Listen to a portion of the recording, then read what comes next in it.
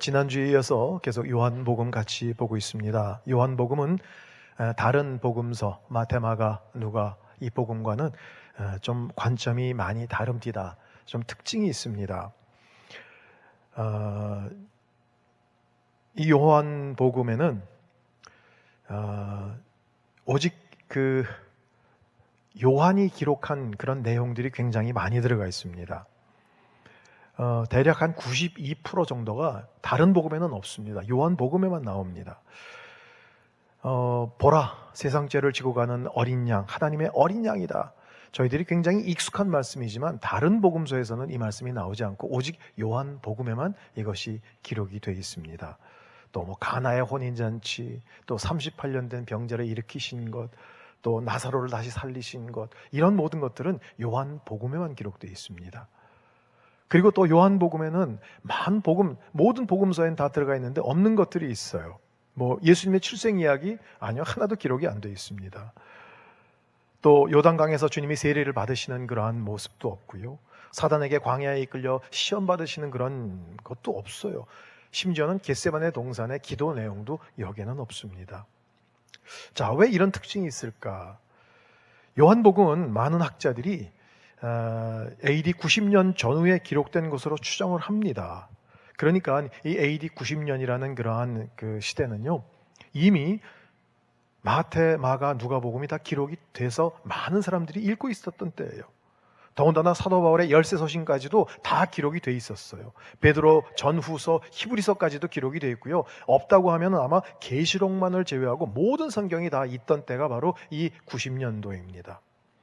그러니까 초대교회나 많은 믿는 자들은요, 이미 복음서가 서신서들을 다 갖고 있었어요. 그러니까 이 요한복음에 없는 부분들은 잘 기억이 나지 않아서 이 사도 요한이 기록하다가 내가 그랬던가 잘 기억이 안 나네, 그래서 뺀 것이 아니라 이미 모든 사람들이 다 잘 알고 있는 내용이기에 생략한 것입니다. 자, 모든 서신서들, 복음서가 이미 기록이 다 됐는데, 지금 성경의 모든 것들이 다 이미 기록이 됐는데 왜 느지막이 이 요한복음을 또 기록을 했을까? 아마 요한이 다시 이 복음서를 기록해야 할 필요성이 들게 한 것은 여러 사람들이 아마 부탁을 했을 거예요. 그러니까 예수님의 설교를 직접 듣고 예수님의 부활을 경험한 그러한 모든 사람들 가운데 살아남아 있는 사람은 지금 사도 요한밖에 없어요. 그러니까 이 사람이 마저 떠나기 전에 우리 주님이 살아계실 때 역사하셨고 일어났던 그런 일들을 조금 우리가 더 알고 싶다, 좀 기록을 남겨주세요라고 부탁을 했을 것입니다. 사도 요한은 직접 주님이 부르신 사람이고요, 모든 기적들을 눈으로 봤어요. 더군다나 변화산의 그런 모든 기적까지도 체험한 사람이거든요. 사람들이 부탁을 했을 것이고요. 자, 그 부탁을 들은 요한은 아마 기도했을 것입니다. 하나님, 내가 지금 복음서를 다시 기록을 해야 할까요? 그러고 나서 그 세상을 바라봤더니 지금 믿음이라고 얘기를 하고 있고요, 복음서까지 있고 서신서들까지도 돌아다니는데 이 사도 요한이 보니까 많은 그러한 모든 믿음들이 왜곡이 돼 있었어요. 제대로 알지 못하고 있어요. 그래서 이 사도 요한은 다시 주님이 말씀하셨던 복음이 뭔지를 다시 사람들에게 알려줘야겠다라고 글을 쓰기 시작한 것입니다. 그래서 이 사도 요한은요, 요한복음에 내가 왜 이 책을 썼냐 하면 이래서 썼습니다라고 분명한 그 기록 목적을 서술하고 있어요.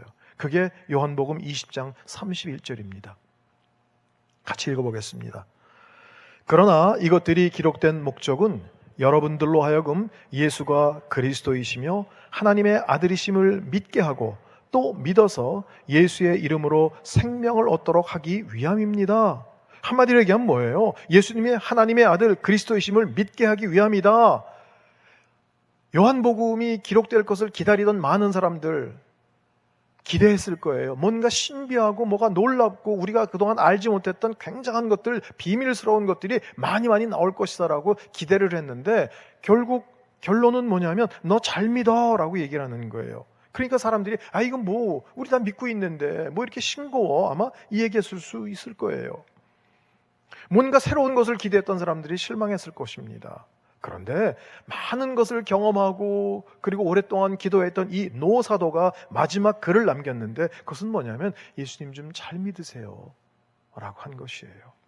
그렇다고 한다면 그 당시 교인들이, 크리스천들이 제대로 된 믿음을 갖고 있지 않았다는 반증일 수도 있습니다. 그래서 저희가 지난주 니고데모 이야기를 봤지 않습니까? 그것도 이러한 측면에서 사실은 또 봐야 하는 것입니다. 그 시대에 니고데모, 구약과 율법에 능통한 자예요. 바리새인이에요. 사내들인 공회원이에요. 그런데도 불구하고 예수님이 너 아직 하늘나라 못 봐. 너 거듭나지 않았어. 그래서 사람들은, 그 요한복음을 읽는 독자들은 뭐 어떻게 생각했을까요? 아니, 이렇게 뛰어난 사람, 우리 가운데는 아주 출중한 인물인데, 구약과 율법에 능통한 선생님인데, 아니 이 사람마저도 제대로 된 믿음이 아니라면 뭐가 어떻게 믿는 게 제대로 된 믿음이냐, 아마 궁금했을 것입니다. 당시 많은 사람들이 믿음에 대해서 얘기하고 가르치고 전하고 있었지만 이 사도 요한의 눈으로 볼 때 그들에겐 정확한 복음, 제대로 된 믿음이 없었던 것입니다. 주님이 말씀하셨던 그 믿음이 아니었기에 새롭게 요한 복음을 쓰게 된 것입니다. 그러니까 다른 사람들이 모르고 있는, 야, 너 예수님 네가 만나봤어? 예수님하고 같이 다녀봤어? 나는 이런 놀라운 비밀스러운 게 있어. 깜짝 놀랐지? 뭐 이런 거 얘기해서 인기를 얻으려고 요한복음을 쓴 게 절대로 아니다라는 것입니다. 그래서 요한은 가장 기초적인 것을 다시 한번 저희 가운데 알려주고 있어요. 정말 예수님을 잘 믿게 하기 위해서 내가 이 모든 기록을 남겼다라고 지금 하고 있는 것입니다. 사실 저희들 가운데도 굉장히 중요한 거예요. 믿음, 신앙, 뭐냐라는 거예요. 그러니까 요한복음에서 지금 계속 제일 많이 반복되는 단어가 믿음이에요. 마태복음에는 14번이 나옵니다. 개역개정을 기준으로 봤을 때. 마가복음에는 11번, 누가복음에는 9번 나와요. 믿음이란 단어가. 그런데 요한복음에는 98번이 반복되고 있어요. 그러니까 한 성경에 이렇게 많은 반복이 있다는 것은 굉장히 많이 강조하고 있다는 그러한 것입니다. 그러니까 오늘 세례 요한의 이야기를 하면서 사도 요한은 믿음에 대해서 다시 한번 저희들에게 말하고 있어요. 이 두 분이 이름이 똑같아요. 그러니까 한 분은 세례 요한이고 이 글을 쓴 사람은 사도 요한입니다. 자, 이 말씀을 오늘 우리 본문을 잘 이해하기 위해서는요, 그 당시 세례 요한은요, 인기 절정에 있었다는 것을 우리가 알아야 합니다. 마태복음 3장 5절 한번 보겠습니다. 마태복음 3장 5절, 예루살렘과 온 유대 지방과 요단강 전 지역에서 사람들이 요한에게로 몰려왔습니다. 사람들이 마구 몰려왔어요. 전 지역에서 몰려왔어요. 많은 사람이라는 그 많은 사람 가운데는 뭐가 있어요? 각 부류의 유대인들이 다 들어가 있어요. 바리새인들, 사두개인들, 세리들, 군인과 부자들, 가난한 자들, 병든 자들, 모든 사람들이 그냥 구분이 없이 다 모이고 있어요. 그러니까 세례 요한은 그 당시 최고의 인기 강사이고 부흥사이며 목사였습니다. 굉장한 사람들 사이에서 굉장히 회자되는 그런 사람이었어요. 그런데 어느 날부터 이상한 일이 일어나기 시작한 것입니다. 예수라는 청년이 나타나고 그 예수님을 추종하는 세력들이 점점 커지더니 급기야 세례 요한을 따르던 그런 무리들과 제자들까지도 다 예수님께로 돌아간 거예요. 예수님을 따르게 된 거예요. 그러니까 세례 요한의 최측근들은 초조해지기 시작했어요. 아니 선생님, 우리가 세례를 주는 것이나 회개하라고 선포하는 것이나 이거 우리가 선발업체인데, 아니 저 후발업체가 아니 우리한테 아무런 통보도 없이 시장을 잠식하고 있어요. 선생님 뭐 좀 어떻게 해봐요. 아니 뭘 좀 해야지. 지금 이러다가 우리 시장 다 뺏기고 사람들 다 절로 갈 것 같은데 뭐 어떡하려고 그래요? 대안이 있습니까? 그 얘기가 오늘 본문 가운데 26절이에요. 저희들 한번 같이 읽어보겠습니다. 요한의 제자들이 요한에게 와서 말했습니다. 랍비여, 전에 요단강 건너편에서 선생님과 함께 계시던 분, 선생님이 증언하셨던 그분이 지금 세례를 주고 있는데 사람들이 다 그분께로 가고 있습니다. 여러분, 이 얘기가 이 구절이 저희가 읽은 것처럼 이렇게 단편적으로 이렇게 얘기되지 않았을 거예요. 아마 흥분해서 했을 거예요. 선생님 도대체 어떻게 좀 해보세요. 다 가잖아요, 다. 그러다가 이 완전 빈털털이 될 텐데 뭐 하려고 그래요 지금. 선생님 인기 지금 땅에 떨어지고 있어요. 아니 오히려 우리 무시당하는 것 같아요. 우리 분발해야 돼요. 우리가 독점권을 주장하고 예수라는 청년이 더 이상 세례를 주지 못하게 좀 막아야 되지 않겠습니까? 라는 강력한 주장이 이 안에 들어가 있는 거예요. 전 개인적으로 역사상 이때가 신약시대에 가장 큰 이단이 생길 수 있는 위기였다고 생각이 됩니다. 만약에 이때 세례 요한이 제자들의 말을 그대로 받아들여서요, 야, 이 세례 누가 시작했어 먼저? 이건 내가 먼저 한 거야. 그래서 독점권을 주장을 하고요. 그리고 자신이 선포했던 예수는 메시아가 아니다라고 했다면 아마 가장 막강한 이단의 괴수가 됐을 거예요. 그런데 세례 요한의 이때 판단, 이때 결정은요, 저희들 가운데 진짜 믿음은 이런 거야 라는 것을 보여주고 있습니다. 그래서 사도 요한은, 세례 요한이 가장 자기의 위기 순간에 결정했던 그런 모든 일들을 놓치지 않았어요. 그래서 이 사도 요한은, 노사도는 그것을 잘 기억하고 그것을 여기다가 기록을 남겨놓은 것입니다. 자, 이 세례 요한이 제자들이 막 다구치고 선생님 이거 어떻게 해봐요, 막 좀 대안을 마련해요 라고 막 얘기했을 때, 그때 이 얘기를 듣자마자 세례 요한이 한 얘기가 무엇이냐, 3장 27절이에요. 같이 한번 읽어보겠습니다. 이 말에 요한이 대답했습니다. 하늘에서 주시지 않으면 사람은 아무것도 받을 수 없다. 이 말을 한마디로 얘기하면 뭐예요? 모든 주권은 오직 여호와 하나님께 있다라는 거예요. 하늘에서 주시지 않으면, 하나님이 허락하지 않으면 아무것도 이 땅 가운데 아니라나 너 아니? 하나님의 주권과 통치를 인정하는 고백과 선포예요. 정말 우리 가운데 믿음은 뭐냐? 제일 중요한 것 중에 하나가 뭐냐면 이 하나님의 주권을 고백하고 인정하는 것이죠. 그러니까 세례 요한의 이 고백은 뭐예요? 자신보다 누군가 더 뛰어나고 훌륭한 어떤 사람이 나타나서 자신을 누르고 승승장구한다면 이건 하나님이 그에게 뭔가를 주셨기 때문에, 그렇게 허락하셨기 때문에 가능한 것이다 라고 인정하는 거예요. 이게 인간적으로는 이게 쉬운 일이 아닙니다. 절대 쉬운 고백이 될 수가 없습니다. 그러니까 우리 믿는 자들 가운데 이 하나님의 주권에 대해서, 하나님의 통치와 다스림에 대해서 올바른 인식이 있는지 저희가 스스로 확인을 해야 돼요. 우리는 왜냐하면 어려서부터 뭐예요? 무한 경쟁, 이렇게 경쟁하는 시대 가운데 그런 교육을 받았기 때문에 우리는 이게 누군가를 인정해 주는 게 참 어렵기 때문에 그렇습니다. 성함은 내가 잘 모르겠지만 어느 목사님이 지은 시 중에 제목이 뭐냐면 하나님 나라에는 아라비아 숫자가 없습니다 라는 시가 있어요. 뭔 얘기일까요? 아라비아 숫자가 뭐예요? 1, 2, 3, 4. 근데 하나님의 나라에는 그게 없다라는 거예요. 무슨 의미일까요? 특별히 우리 현대사회에서 이 1, 2, 3, 4는 뭐예요? 아라비아 숫자는 사람들을 서열화하고 계량화하고 줄 세우게 하는 것인데 하나님 나라에는 이게 없다라는 거예요. 전 그 나라 빨리 가고 싶어요. 하도 줄 세우기에 저 끝에서 서 있던 그런 열등감들이 너무 많기 때문에 빨리 좀 그 나라 가고 싶어요. 그런데 어쩌다가 교회마저도요, 이러한 모든 세상 숫자 노름에 빠져서 성도들의 숫자, 예산의 규모를 가지고 교회를 평가하는 시대가 됐다라는 것입니다. 여러분, 한국교회는 제가 잘 모르겠어요. 제가 이민교회에서 한 10여 년 이상 있었거든요. 이민교회는요, 우스꽝스러운 얘기 있어요. 목사님들 몇 명 모이면 제일 먼저 서로 악수하면서 인사하는 게, 교세가 어떻게 되십니까? 교세라는 건 뭐냐면 교인 숫자가 몇 명이냐라는 거예요. 그거를 이렇게 숫자 몇 명 이걸 못 물어보니까 교세가 어떻게 되십니까? 한 200명 됩니다. 그러세요? 그러면 목사님은 전 한 400명 되죠. 아이고. 그러면 그냥 금방 죽는 거예요. 그러고 나선 그 모든 교인의 숫자에 의해서 목사님들의 자리, 서열이 결정이 된다라는 그런 아주 우스운 얘기가 있어요. 아니, 직접 보기도 했어요, 제가. 하나님, 그럼 이 논리로 한다면요, 예수님의 자리는 어딜까요? 저 끝이죠, 저 끝. 3년 동안 했는데 겨우 12명 제자에 넣고 그나마 1명 실패하고요. 세례 요한은요, 야, 진짜 믿음은 그런 거 아니야 라고 지금 얘기하고 있어요.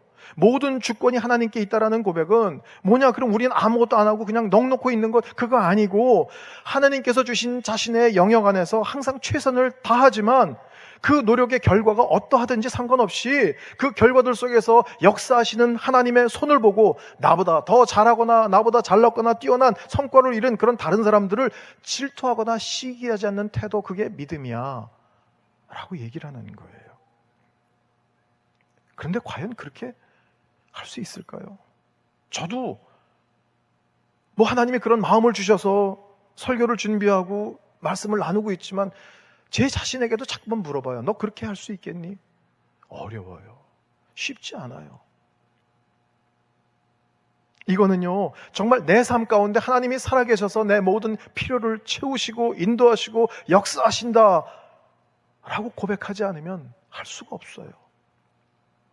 우리가 찬양 고백하는 대로 그분은 웨이메이커, 길을 만드시고요, 프로미스 키퍼, 우리 가운데 항상 약속을 이루시고요, 우리가 보이지 않아도 그분은 항상 일하시는 분님, 내 가운데 아무것도 들리지 않아도, 내 손에 잡히는 것이 없어도 그분은 항상 나를 위해서 역사하시는 분이라는 그런 믿음의 고백이 없으면 하나님의 살아계심, 주권, 역사하심, 통치하심, 경영하심, 섭리하심에 대한 확실한 우리 가운데 믿음이 없으면 어려워요.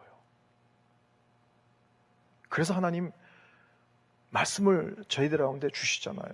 근데 저는 그 말씀 가운데, 이 말씀은 참 제가 좋아하는 말씀 중에 하나예요. 마태복음 10장 29절이에요. 같이 한번 읽어보죠.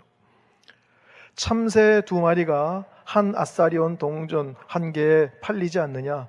그러나 너희 아버지의 뜻이 아니면 그 가운데 한 마리도 땅에 떨어지지 않는다. 참새 2마리가 동전 하나, 아사리온 동전 1개에 팔린다라는 거예요. 다른 말씀에는 뭐라고 하냐면 참새 1마리가 한 아사리온이에요. 근데 여기는 2마리예요. 왜 2마리가 됐을까요? 하나는 더 물어주는 거예요. 그러니까 그만큼 하찮은 참새예요. 그러니까 1원에 1개짜리인데 그냥 어떨 때는 에이 1원에 2개 준 거야. 그 1원에 2개도 팔리는 거예요. 그렇게 하찮은 이 참새 1마리도 아버지의 뜻이 아니면 1마리도 땅에 떨어지지 않는데요. 와우. 이렇게 하찮은 아주 미물 하나까지 땅에 떨어지는 것을 다 알고 다스리시는 그런 하나님이 계시다. 그래서 그 하나님께 내 모든 것을 믿고 맡기는 것이 우리의 믿음의 우선이라는 거예요. 하나님의 주권을 인정하는 것입니다. 그래서 우리가 아는 것처럼 하나님은 우리의 머리카락까지 다 세신바되고 모든 것을 다 알고 안고 일어서면 모든 것을 다 아시는 분이시다라는 것입니다. 이 하나님이 내 인생의 모든 것을 인도하고 보호하신다라는 믿음 가운데 있지 않으면요, 정말 저희들은 이 무한 경쟁 사회에서 불안할 수밖에 없어요. 그리고 미래가 어떻게 될지는 모르잖아요. 당장 이 코로나19 이후에 무슨 사태가 어떻게 뭐가 변할지를 모르잖아요. 그러니까 불안한 거예요. 그래서 이 믿음이 없기 때문에 하나님이 분명히 나를 아시고 내 이름을 아시고 나의 모든 삶을 붙들고 계시다. 비록 내가 하나님께 드리고 하나님 앞에 인정받으려는 것은 한 것이 없지만 그러나 나는 예수 그리스도를 영접했기 때문에 그래서 정말 내 안에 계신 그런 예수님으로 말미암아 나는 하나님의 자녀가 됐다. 그래서 그냥 담대하게 아버지라고 부르는 거예요. 그게 아들의 믿음이에요. 어린아이와 같은 믿음이에요. 종종 제가 말씀을 드리지만 초등학교 다니는 어린애가 집으로 들어왔는데 머릿속에 복잡한 거예요. 숙제 안 해가서 혼난 거, 준비물 안 해가서 혼난 거, 뭐 여러 가지 그냥 애들이랑 싸워서 혼난 거. 그래서 담임 선생님이 그래서 뭐 여러 가지 반성문 쓰고 거기다가 부모님 도장 받아와 라고 그랬는데 이걸 어떻게 하나. 그래서 그것 때문에 와서 애가 그냥 집에도 들어오지 못하고 전전긍긍하고 뭐 이러고선 그냥 그건 애들의 모습이 아니죠. 분명히 그런 반성문이 가방에 있음에도 불구하고 진짜 애 모습은 뭐예요? 그냥 그거 방에다 집어 던지고 그리고 밖에 나가서 애들이랑 뛰어놀면서 얼굴에서 떼국물 흐를 때까지 놀고요. 그러고 나서 이제 배고프니까 집에 들어가면서 갑자기 그 생각이 나가지고 문 살살 열고 그리고 들어가서 부엌 앞에 무릎 꿇고 눈물을 뚝뚝 흘리면서 저는 밥을 먹을 자격이 없지만 너무 배고프니 찬밥에 김치에 신김치에다가 한 그릇 주시면은 너무 가면 애들이 그러나요? 아니요, 다 잊어먹었어요. 그리고선 얼굴에 떼국물이 흐를 때까지 그냥 놀고 그리고 집에 들어갈 때 대문도 그냥 들어가나요? 그냥 저희들 어렸을 때 철대문 있잖아요. 발로 빵 차고 들어가면서 엄마한테 소리 질르죠. 뭐라고 소리 질러요? 밥 줘! 무슨 나라를 구한 양. 여러분 그게 자녀 아니에요? 그게 애 아니에요? 여러분 저희 가운데 하나님은 그 믿음을 원하세요. 정말 어린아이와 같은 믿음이에요. 때로는 좀 단순해야 돼요. 너무 복잡하게. 여러분 자녀들이 초등학생 자녀가 잠도 못 이루고 막 그러고선 뭐 새벽에도 깨고 그래서 도대체 무슨 일이야. 미국의 차기 대통령이 누가 될까? 나 이거 걱정돼. 공화당이 될까? 민주당이 될까? 뭐 애가 만약 이런다면 그건 비정상이죠. 야, 그건 막 어른들에게 맡길 건 맡겨야 돼요. 우리 인생 가운데 네가 걱정한다고 네가 키를 한 자리라도 크게 할 수 있니? 네가 염려한다고 머리카락 하나 키고 검게 할 수 있니? 좀 맡겨라. 하나님이 우리 가운데 야, 좀 맡겨. 이 하나님의 주권이에요. 우리의 인생, 우리의 미래 우리가 염려한다고 뭐 어떻게 해요? 뭘 바꿀 수 있겠어요? 우리의 자녀들, 우리가 근심하고 걱정하고 잔소리하고 애들 잡는다고 애들이 잘 자라나요? 하나님께 맡겨드려야죠. 그리고 정말 부모를 통해서 야, 인생을 하나님께 맡겨드린다는 건 이런 거야 라는 그런 신앙을 보여줘야 되지 않겠습니까? 높은 뜻 숭의교회 김동호 목사님이라고 아시죠? 이분이 몇 달 전 폐암에 걸리셨어요. 그 폐암에 걸리고 나서 너무 기가 막혀서 기도하다가 하나님께 물었대요. 아니 왜 하나님 하필 내가? 근데 하나님이 그런 마음을 주시더래요. 넌 왜 안 되는데? 네가 암에 걸리지 않을 이유가 뭔데? 그걸 듣고 나니까 오히려 마음이 편해지더래요. 아, 이게 하나님의 공평이구나. 나도 걸릴 수 있는 거고. 그 문제가 풀리니까 뭐 그 다음에 다른 것들이 어렵지 않게 다 이겨나갈 수 있다라는 그런 간증을 제가 한번 들었어요. 여러분, 앤드류 머레이라는 사람이 겸손에 대해서 뭐라고 얘기했냐면, 겸손은 나에게 일어난 일에 대해서 이상하게 여기지 않는 태도다. 여러분, 어떨 땐 기가 막힌 일도 있어요. 참 가슴이 찢어지는 일도 있고요, 억울한 일도 있고 원통한 일도 있고요. 어떨 땐 저도 그랬어요. 막 하나님 따졌어요. 하나님 왜 저에게 이런 일이? 그런데 어떤 일이든 저희 가운데 일어날 수 있어요. 그런데 중요한 건 그 어떤 일이든지 하나님은 함께 하세요. 그리고 그 모든 상황을 통치하세요. 여러분이 바로 오늘 이 교회에 오기 전까지 어디서 무슨 일을 하셨든 간에 상관이 없습니다. 여러분은 절대 그냥 버려진 존재가 아니라 하나님이 반드시 기억하시고 하나님이 너무나 사랑하시는, 그리고 하나님의 주권과 통치와 다스림 가운데 여러분을 인도하시는 하나님의 자녀입니다. 여러분 꼭 그 믿음을 선포하실 수 있길 바랍니다. 자, 그리고 세례 요한은 또 두 번째 이렇게 얘기를 했어요. 3장 28절입니다. 같이 읽겠습니다. 내가 전에 나는 그리스도가 아니고 그분보다 앞서 보냄을 받은 사람이다 라고 한 말을 증언할 사람들은 바로 너희다. 뭐예요? 지금 세례 요한은요, 하나님의 주권을 선포하면서 두 번째는 뭐냐면 자기 정체성이에요. 나는 누구이고 왜 이 땅에 왔고 살고 있는지에 대해서 정확하게 아는 거예요. 이 세례 요한에게 많은 사람들이 와가지고 세례를 받았고요, 영적 권위가 주어진 것을 알고 있었지만 자신은 절대로 그리스도가 아니다, 나는 기름 부음 받은 메시아가 아니다라는 것을 분명하게 알고 있었어요. 그러니까 난 아무것도 아니다라는 것입니다. 때론 주위에 가끔 아주 훌륭한 분들을 종종 만나기도 합니다. 그런데 참 안타까운 것은 끝까지 그 시작의 모습을 유지하는 그 사람들을 찾기는 참 어렵습니다. 그러니까 우리가 분명히 알아야 할 것은 어떤 것이든 주님의 은혜가 아니면 우리는 아무것도 할 수가 없어요. 그래서 요한복음 15장 5절에 이런 말씀이 있어요. 나는 포도나무여 너희는 가지다. 그가 내 안에 있고 내가 그 안에 있으면 그 사람은 많은 열매를 맺는다. 나를 떠나서는 너희가 아무것도 할 수가 없다라는 거예요. 가지를 떠난 열매는 다 시들고 말죠. 그런데 이 사실을 모르는 건 인간밖에 없는 것 같아요. 자꾸 벗어나려고 그래요. 그러니까 인간은 자꾸 독립적이 되면 안 돼요. 제가 우리 아이들이 어렸을 때 잘못 들었던 자녀 교육, 독립적으로 키워라. 저는 누가 했는지 찾아가서 좀 지금 멱살 잡고 싶어요.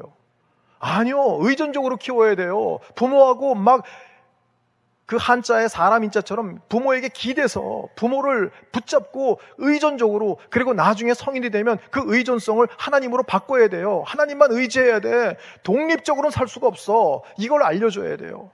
그 조그만 애들을 독립적으로 키우라고 그래가지고요, 저희 둘째 애는 그냥 맨날 밤마다 엄마랑 한 번만 자게 해줘요, 아빠랑 자게 해줘요. 그걸 안 된다고 그냥 눈을 부라리고 그냥 뭐 이러고선 얼마나 지금 제가 후회되는지 모르겠어요.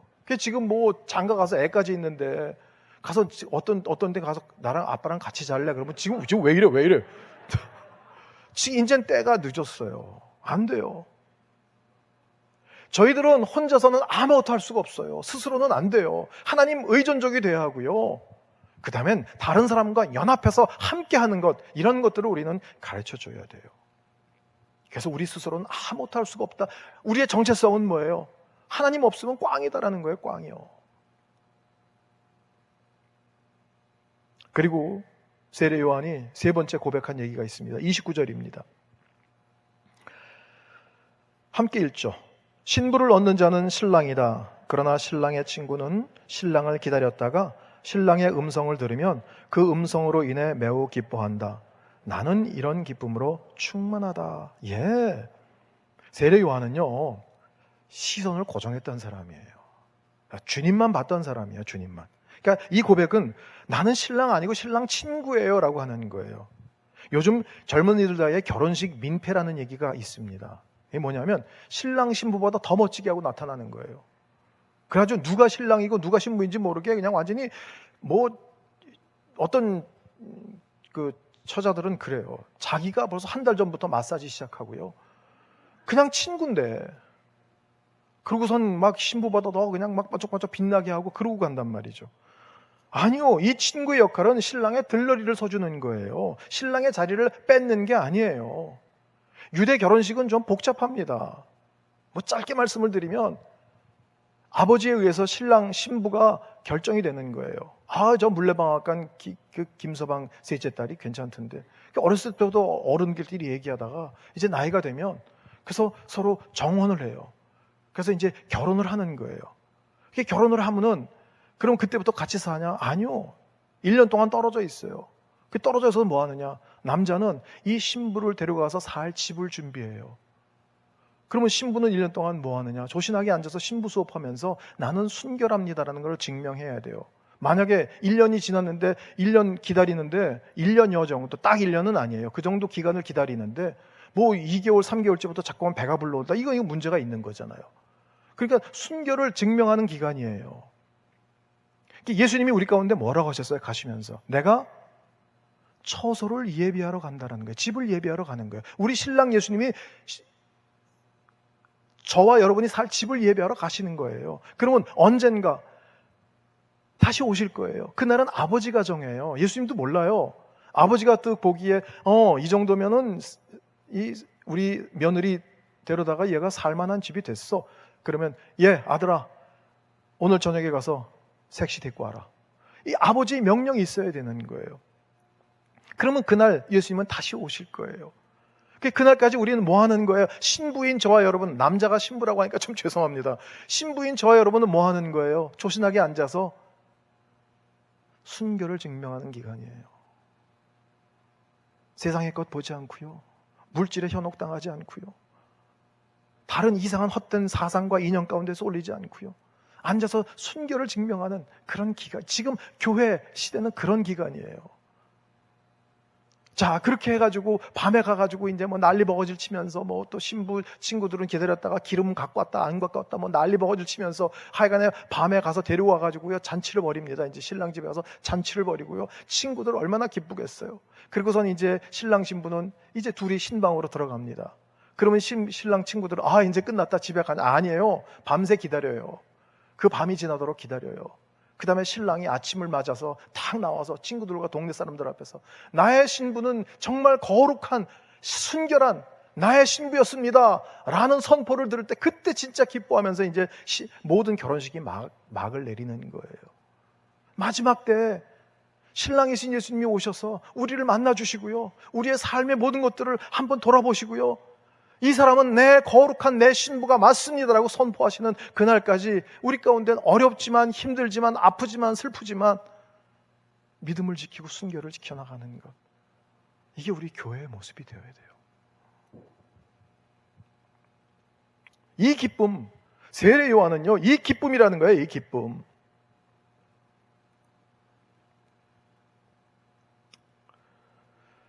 믿음의 사람들은 뭐 하는 것이냐? 자신의 시선을 주님께만 고정시키는 거예요. 우리의 신랑이신. 그래서 이제 자꾸 주님을 신랑 그러니까 여러분들이 저게 무슨 저런 얘기가 성경에 나오느냐 한번 읽어보죠. 이사야 54장 5절 말씀 제가 읽어드릴게요. 여러분 눈으로 한번 보세요. 너를 만드신 분이 내 남편이시다. 그 이름은 만군의 여호와시다. 이스라엘의 거룩한 분이 내 구원자시다. 그분은 온 땅의 하나님이라 불린다. 온 땅의 하나님이 우리의 남편이래요. 또 이사야 62장 5절에 총각이 처녀와 결혼하듯 너를 지으신 분이 너와 결혼하실 것이다. 신랑이 신부를 기뻐하듯 내 하나님께서 너를 기뻐하실 것이다. 여러분, 저희는 신랑이 기뻐하는 순결한 신부의 모습이 있겠죠. 순결의 비결은 뭐예요? 멋진 옷 입은 거예요? 매일 목욕 제기하는 거예요? 아니요. 그 신랑만 기억하고 그 신랑만 바라보는 게 순결이지, 옷이 좀 더러워도 괜찮아요. 목욕 좀 하루 이틀 덜해도 괜찮아요. 그냥 그 신랑만 바라보는 거예요. 우리의 시선을 주님께만 고정시키는 게 그게 순결이에요. 그리고 나는 무익한 종이다라고 고백하는 거예요. 여러분, 세례 요한이 그런 고백. 그래서 이 사도 요한은 세례 요한이 한 것을 보고 그 당시의 사람들에게 믿음이 흩어져 있고 자꾸만 자기가 성경적 지식 자랑하고 내가 기도 이렇게 많이 하거든, 막 이런 거 자랑하는 사람에게 야, 진짜 믿음은 이런 거야 라고 지금 하나씩 얘기해주고 있는 거예요. 세례 요한은 사람들이 나를 평가해주는 그런 어떤 것에 내가 기쁨을 느끼는 것이 아니라 정말 신부가 신랑을 만나는 그 감격을 누리는 기쁨이 진짜다라고 얘기를 하고 있어요. 그리고 나서 그가 멋진 퇴임사를 합니다. 여러분, 너무나 잘 아는, 그분은 흥해야 하고 나는 쇠하여야 한다. 정말 이보다 멋진 퇴임사는 없는 것 같습니다. 저희들은 연습해야 돼요. 뭘 연습할까요? 희미해지는 연습이에요. 사라지는 연습이에요. 작아지는 연습이에요. 그리고 주님만이 드러나는 거예요. 여러분, 진짜 부흥은, 진짜 개혁은 이거예요. 이제 코로나19 때문에 여러 가지 많은 문제가 있고 나서 교회가 자꾸만 개혁하자, 부흥해야 된다, 고쳐야 된다. 교회 시스템과 여러 가지 많은 것들을 고치는 게 개혁이 아니라, 개혁은 모든 부수적인 거 다 떼버리고요, 예수님만 남는 게 개혁이에요. 그래서 자꾸만 사람들은요, 인간들 가운데 어떤 롤모델을 자꾸만 찾아요. 아니요, 그렇게 생각하지 않습니다. 하나님은 인간이 높아지고 인간이 박수받는 거, 이거 원치 않으세요.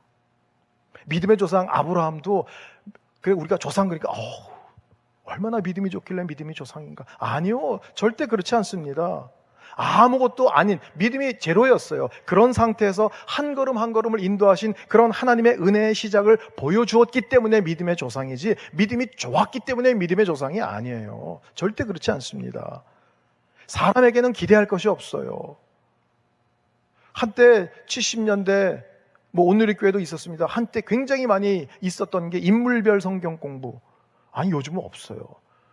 성경에 대한 모든 인물은 저나 여러분이나 그 인물이나 다를 게 없어요. 다 죄인이에요. 의인은 없어요. 하나도 없어요. 단지 거기서 발견할 수 있는 놀라운 은혜는 뭐예요? 그러한 죄인을 끝까지 참으시고 노하기를 더디하시고 그리고 들어서 쓰시는 그 하나님의 은혜, 그 사랑, 긍휼, 자비, 그거를 볼 뿐이죠. 인물은 볼 게 없는 거예요. 세례 요한은 여기까지였습니다. 그렇게 자기 자신이 조용히 사라지는 임무 너무 기뻐했어요. 이것은 실체가 다른 기쁨이에요. 우리가 추구한 것과는 전혀 달라요. 그랬더니 이 세례 요한에 대한 예수님의 평가가 뭐냐? 마태복음 11장 11절에 내가 진실로 너희에게 말한다. 지금까지 여인에게서 난 사람 중에 세례자 요한보다 더 큰 사람이 일어난 적은 없다. 그러나 하늘나라에서는 가장 작은 사람이라도 그보다는 크다. 이 땅 가운데 여인이 난 자 중에 더 큰 사람이 없다라는 거예요. 근데 하늘나라 가면, 하늘나라엔 이제 더 이상 비교가 없어요. 그러니까 뭐 더 크고 작고, 거기는 비교, 만약에 하늘나라까지 가가지고, 쟤 땅에서 너무나 잘했어. 그래가지고, 쟤는 앞에 서고, 너는 저 뒤에서, 유수열 저 뒤로 가. 그러면 저 그 나라 안 갈래요. 뭐 지금 이 땅에서도 뒤에 실컷 섰는데 뭐 거기까지서도 뒤에 서겠어요. 아니요, 그런 의미 아니에요. 하늘나라엔 더 비교 없어. 근데 이 땅 가운데 얘기하자면 여인이 난 자 중에서 가장 큰 자다라고. 왜? 그렇게 자기 자신이 조용히 물러나고 작아지고 사라지면서 예수님이 역사 가운데 드러나는 것에 대해서 가장 기뻐했던 사람이기 때문에 그렇습니다. 멈춘 때를 알고 멈추는 것이 아름다운 것입니다. 그러니까 이것은 어떨 때만 돼요? 정말 하나님의 그 모든 주권을 인정할 때만 가능한 거예요. 자신의 위치를 정확하게 알 때만 가능해요. 주님께만 시선을 고정하고 있을 때만 이 일이 가능합니다. 하나님은 옳은 일을 하시는 분이 아니에요. 하나님은 하시는 모든 일이 옳으세요. 하나님이 그 자체가 선이세요.